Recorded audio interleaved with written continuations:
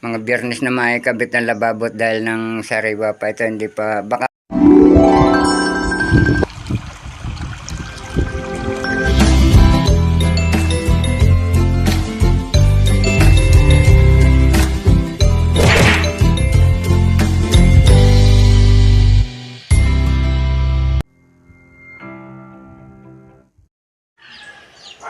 Good morning mga kabrasa, panibagong araw at panibagong vlog. Ngayon po ay kami gagawa ngayon kay sa kubo ni Sir Jose at kahapon niya hindi nakagawa at may tinapos po yung aking kakasamahin. Kaya ngayon lang kami gagawa. At si Nanay Les po ay maagang nagliligpit.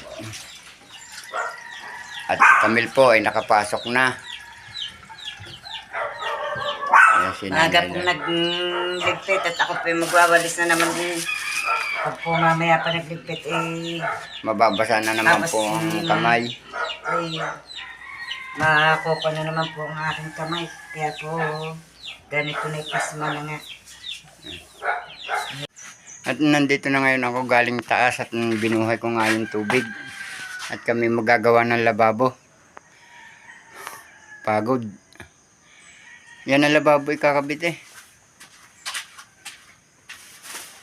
Yan. Ilalabas na agad ang laboratory. Kakoy wag na muna at hindi pa naman mapapakabit at wala pang finish ang CR. Ang ligpitan ang yung may huyong yan dito itatayo. Hindi, baliktad dito. Dito yung yan. Hindi, mag-aalawan naman din ng mapagpatungan man lang ng yan. Gagawin na lang natin 80. Diretso yan. Oh, diretso na.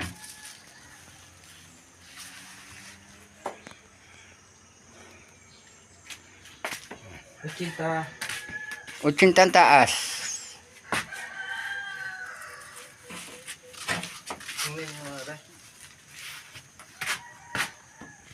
Ito. 88. 80. Dapat nga 85 pa eh. Ito. Yan na, di yan na, 80. Yeah, chito.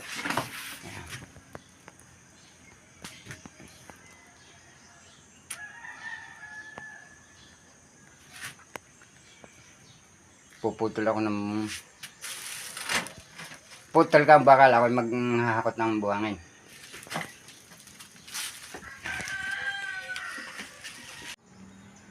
At ginagawa na ngayon namin ng lababo. Kukuha lang ako ng kahoy.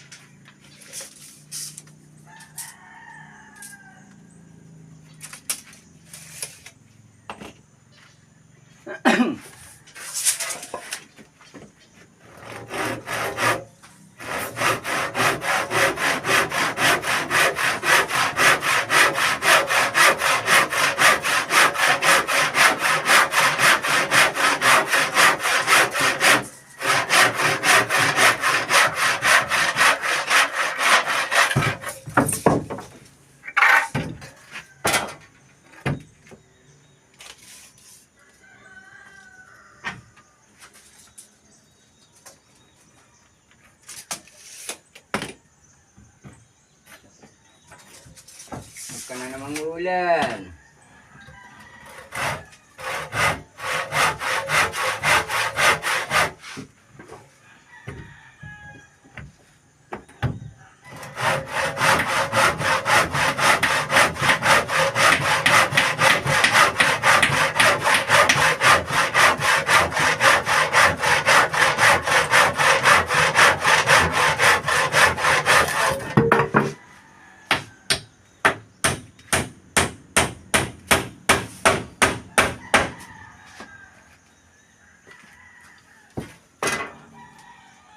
pa.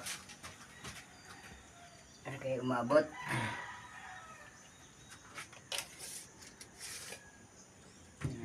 Ito please. Dito ka sa tabi.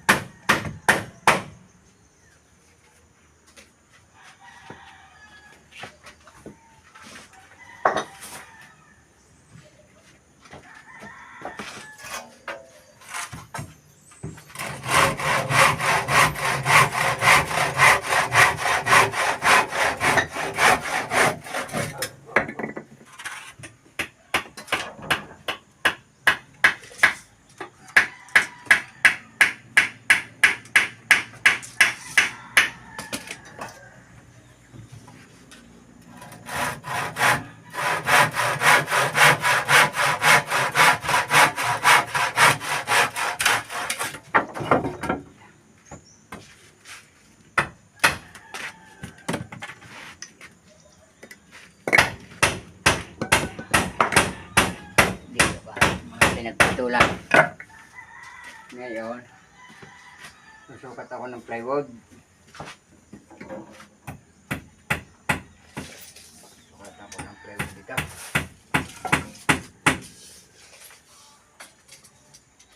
Ah, 197.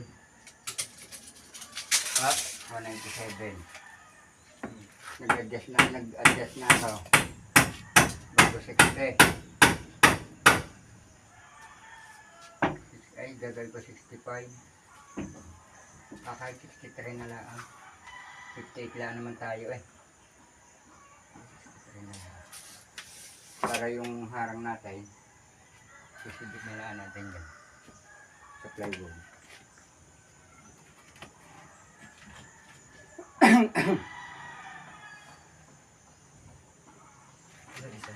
Nagpakuha mga na isa doon sa may hollow block. Nagalaw eh.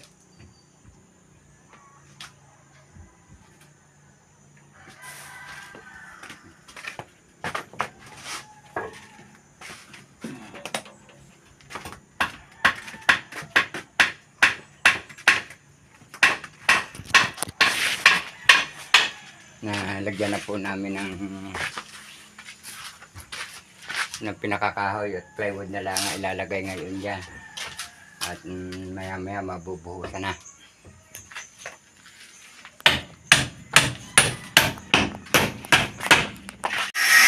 Sa ngayon ay patuloy pa rin si George ng pagpuputol ng bakal. At itong nalagyan na namin ng bakal. Maya maya mabubuhusan na ito. May plywood na rin.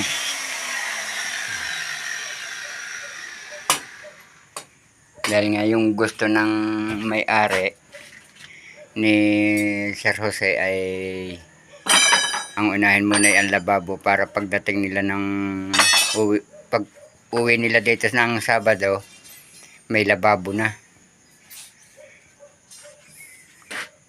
Anong laka ng bilog na rin? Igagawa ko na ng oo. At susukatan na lang, susukatan ko na lang itong mga kabras up. Ang pinaka-kuha nito.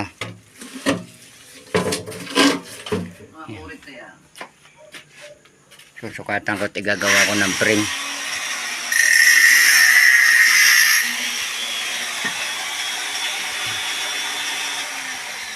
Kulimlim mga kabras sa pampanahon.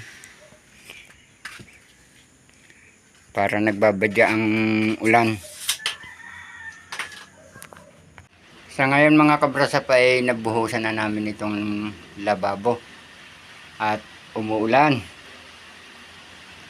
Ganda na. May magagamit na sila sa Sabado. Hindi na doon sa labas.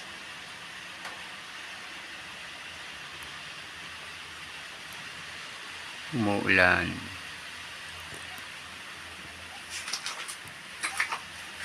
Ayos na rin ngayon ang CR nila. Oh.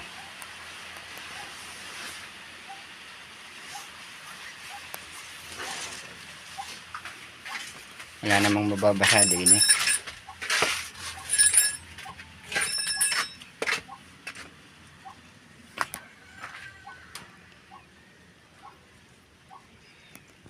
Puputulan pa rin 3 are.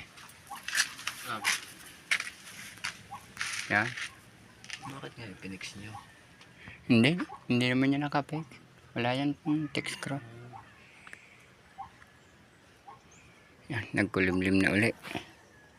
At nilagyan na namin na rin ng pinakatuntungan para hindi na sila maglagay ng hollow blocks.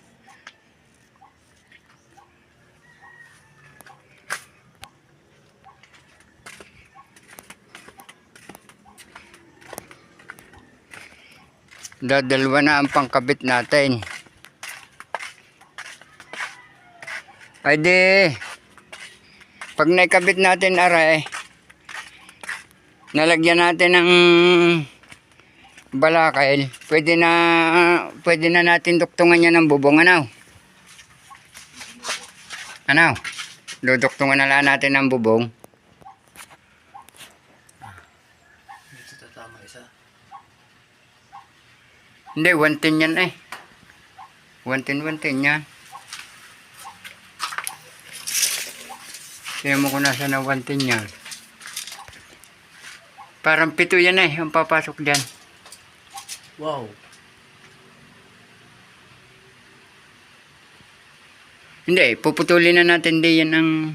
Dito na tayo. Oh yan, di yan na. Di yan na tayo maglalagay. Wala, hindi naman natin masusunod ang 110 yan. Oh, di yan na. Tapos doon na tayo magwa-110. Hindi rin ah. Hahatiin na lang natin. Yeah, dahil isa. Ilang ba rin pumasok din eh? 3. Isa. Aapatin natin yan. Dapat. Papas play. Ngayon ay kami ay pabalik na ulit doon. At kumain na, nakakain na nga. Ako lang ay diretso sa taas.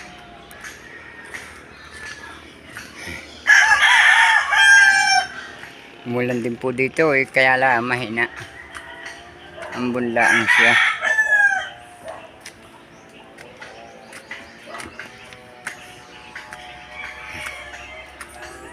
At, may bisita nga pala sa Kampanalig.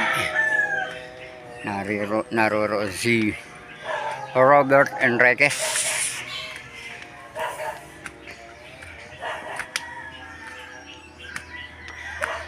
May dadalhin daw lang kay Kautol. Nagpangita kami doon sa taas kanina.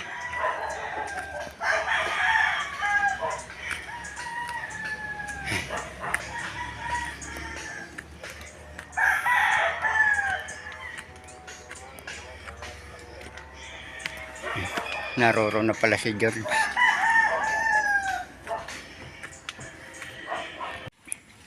Nandito na uli kami. At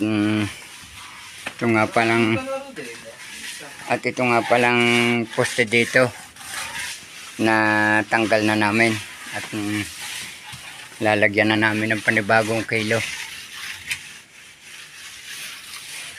Ayan. Binubuli na uli.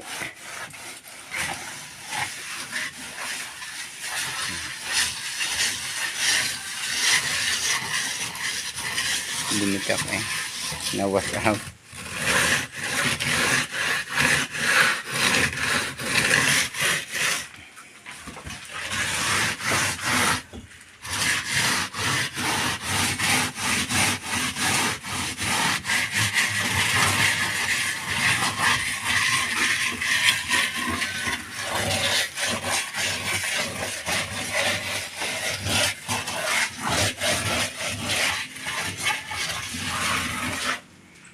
Wala tayong matutuntungan din ng paglalagay. Hollow block lang ang ginamit din eh, tinuntungan ni Alvin eh. Hindi yan kapag pakaw. Hindi pwede ang hagdan. Ito. Gipit. Ay, susubukan natin. Yan, lalagyan na namin yan ng pinaka-bracket. Ang katulad na kapag gawa dito.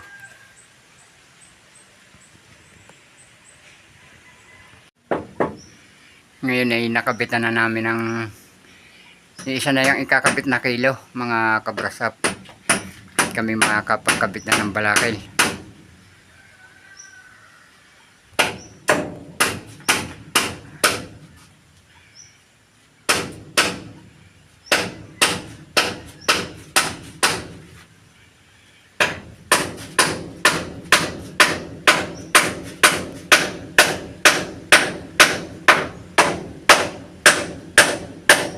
Ano yung kaya mailagay natin doon sa pinakaibabaw?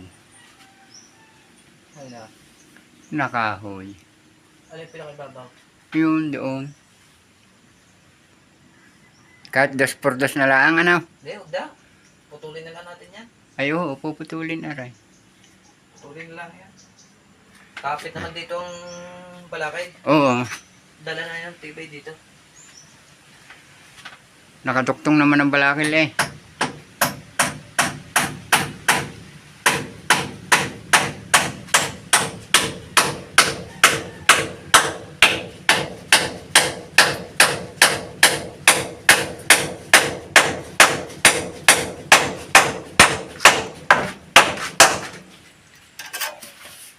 At ito naman eh, itong labis na ito mga kabrasap ay puputulin ko. Yan ikauuntugan ni Sir Jose. Mataas po yun.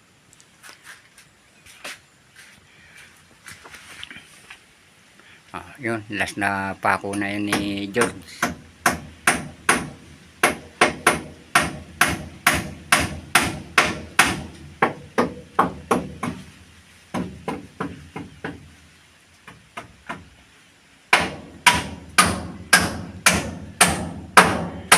Aabot ba yan sa kilo?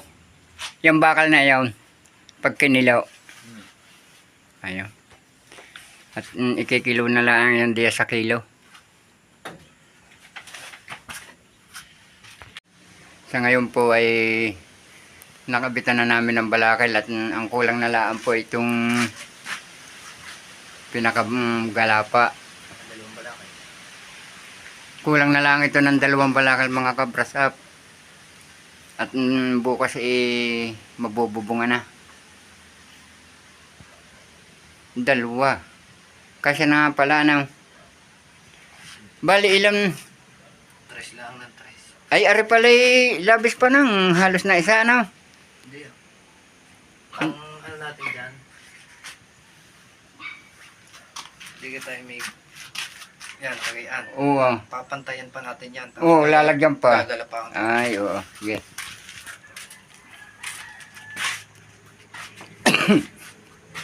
Ang kulang na laan dito eh, hindi pa lang ito mga kabrasap mababaklas bukas at sariwa pa. Mga siguro mga kahit hanggang Biyernes may kabit ang lababo. Mga Biyernes na may kabit ang lababo dahil ng sariwa pa ito, hindi pa baka biglang baka gumitak mga kabrasap ito pagka inalis agad yung porma sa ilalim, yung pinakasalo. Kaya mga Biyernes na may kabit ang lababo. Saglit lang naman ito at ipapatong na laan dito yung lababo sa pinakabutas na ito.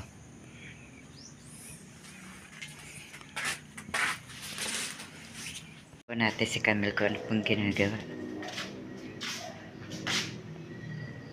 Ano yan? Assignment?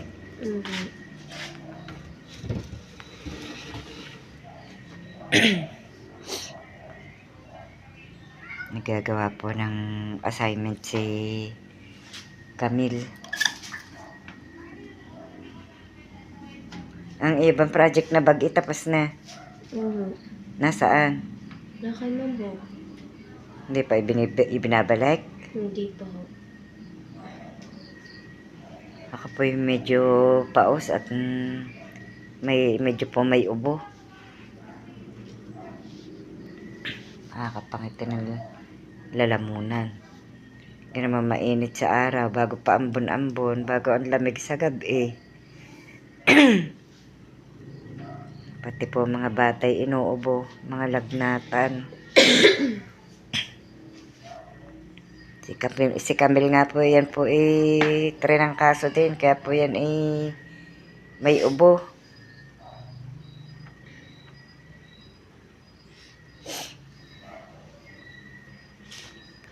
Si Tatay Roman po wala at nagpunta po doon sa maglalagari.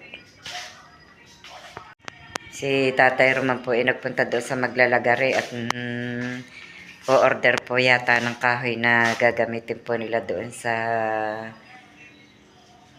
po sa ginagawa nila sa bahay ni Sir Jose. At kinulang po yata ang kahoy ay o-order sila doon sa maglalagari. At wala daw pong mabili na kahoy na 16 ang haba. 12 daw lang po ay magdudugtong pa. Kaya doon na po sa maglalagari o-order. At para po walang dugtongan. At sila po yata ay kukuha na po ng pagbububong doon sa kusina po ni na Sir Jose. Pag po idinating yung kahoy nilang o-orderin. Kanina nga po yung ginawa nila doon ay yung lababo inatapos na daw po. Katulong niya po yung apo namin sa pamangkin. Hanggang dito na lamang po munang muli ang aming vlog at maraming salamat po sa patuloy niyo pong pagsuporta at nawa po'y lagi po kayong gagabayan ng Panginoong Diyos at mag-iingat po kayong palagi. Bye-bye and God bless.